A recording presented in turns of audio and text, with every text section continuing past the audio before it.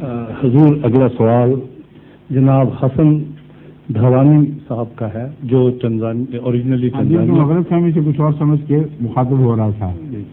پہلے کسی اور کا سوال تھا, آپ کی طرف اشارہ کر بیٹھے تھے, تو میں جواب آپ کو دے رہا تھا.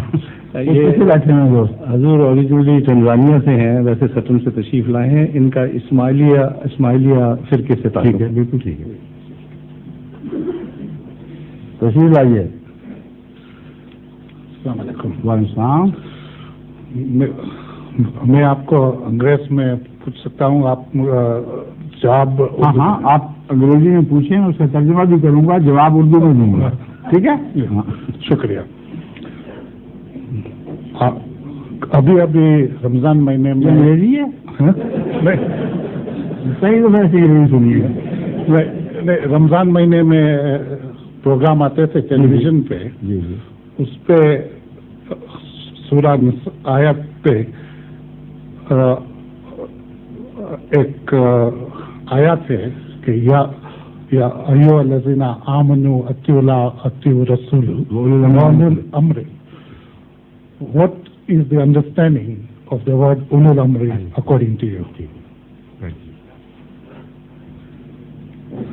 قرآن کریم کی یہی آیت جس کا آپ نے ذکر فرمایا ہے, اس سوال کا جواب دے چکی ہے جو آپ نے اٹھایا ہے, کیونکہ آگے جا کر فرماتا ہے فَإِذَا تَنَازَعْتُمْ فِي شَيْءٍ فَرُدُّوهُ إِلَى اللَّهِ وَرَسُولِهِ.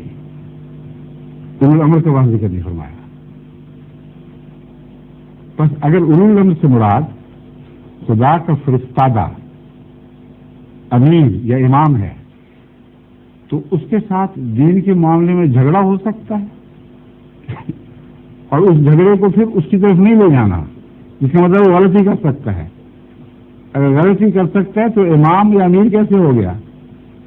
بس یہاں اولی الامر سے مراد دنیاوی بادشاہ ہیں جن کے پاس حکومت ہو, ان کی اطاعت کرو. یہی قرآن کی تعلیم ہے. ہندوستان میں آپ اطاعت نہیں کرتے برٹش حکومت کی, کیا قرآن کے خلاف کرتے ہیں؟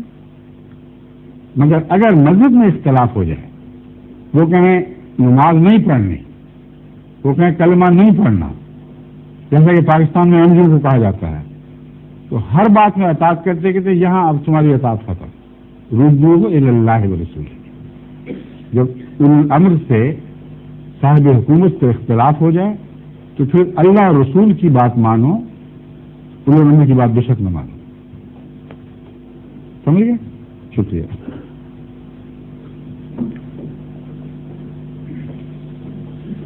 ظہور مہدی آخر زمان ہے,